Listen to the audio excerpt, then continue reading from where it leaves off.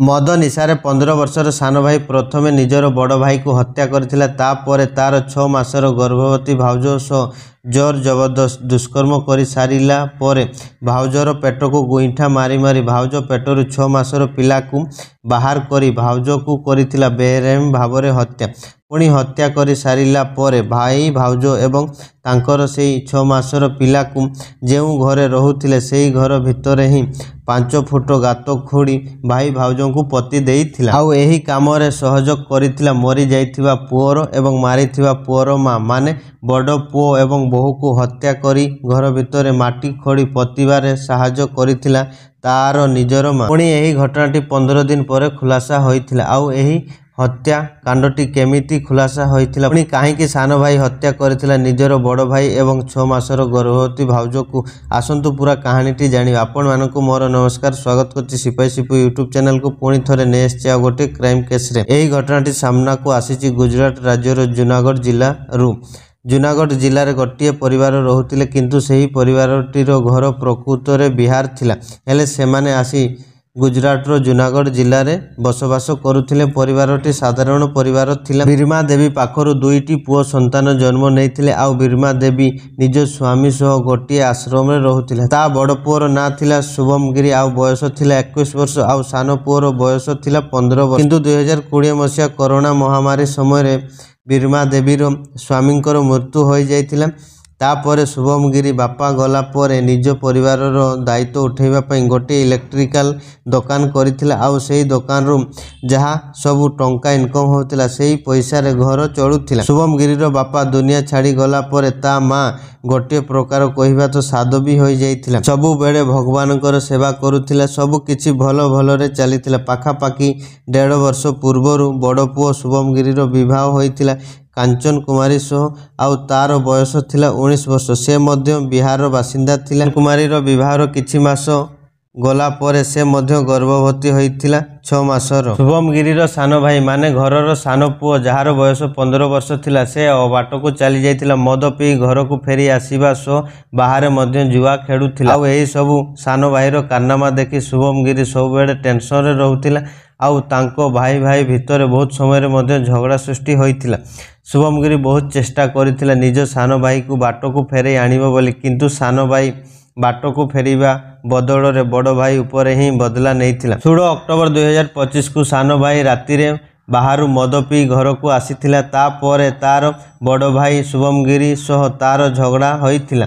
आउ शुभम गिरी मध्य सान भाई को मद पी आसीबा कथा को नहीं पिटामारा मध्य करिथिला।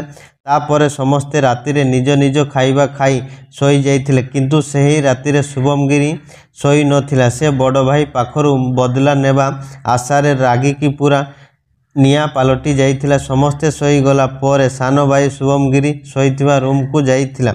गोटे साबड़ द्वारा तार बड़ भाईर मुंड को पिटी चली थाए। आ बड़ भाई कष्ट छटपट होई जोर जोर रे पाटी करुथांती। शुभम गिरीर पाटी शुणी ता स्त्री कांचन कुमारीर निद भांगी जाइथिला। तापर से देखिबा को पाइथिला ता सान दियर निज स्वामी को हत्या करुछि बोली। एही सब दृश्य देखि निजर दियर को बारण करिथिला किंतु सेते बेड़ को शुभम गिरीर अवस्था पूरा सांघातिक हो जाइथिला। तापर तार नजर पड़िथिला निज भाउज ऊपर। प्रथमे ता गर्भवती भाउज सह दुष्कर्म करिथिला। ता बड़ भाई शुभम गिरी सेमिति कष्ट छटपट होउथाय। आउ ता बड़ भाई सामना रे ही तार गर्भवती भाउज को दुष्कर्म करी ता पेट को मध्य गुईठा मारी मारी भाउज गर्भ रे बढ़ुथिबा पिला को मध्य पेटरू बाहर करी सेही साबड़ द्वारा ही भाई भाउजर जीवन नहीं जाइथिला।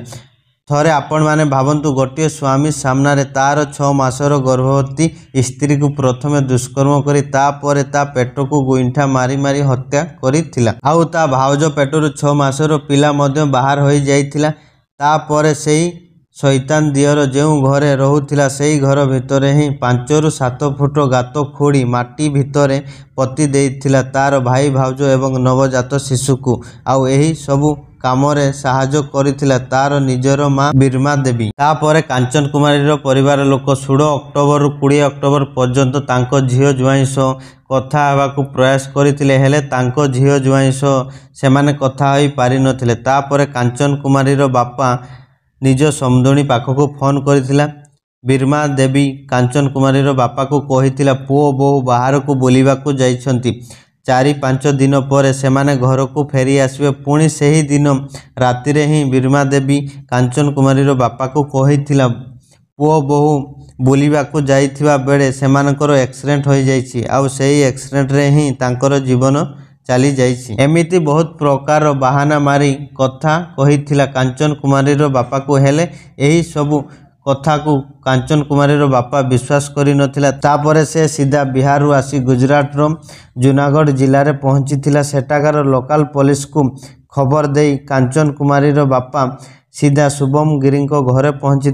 पुलिस माँ पुओ को पचार उचार करुवा समय पुलिस नजर पड़िथिला तांको घर भितरे आउ सेमान को देखा मिलता घर भितर गोटे जगार जेमिति कौनसी जिनिस पता जाइछि बोली तापर पुलिस सही जगह को खड़ी बाहर करथिले आउ सेमान को देखा मिलता माटी तले शुभम गिरीर मला शरीर एवं कांचन कुमारी आउ गोटे नवजात शिशुर माने गोटे जगार 3टी लाश को पता जाइथिला। पुलिस माँ पुओ को गिरफ्त करी पचारिथिला आउ पुलिस सामने से 15 वर्षर बालक निजर भाई भाउज एवं नवजात शिशु को हत्या करी घर भितर पति देइथिबार कथा मध्य कबूल करिथिला।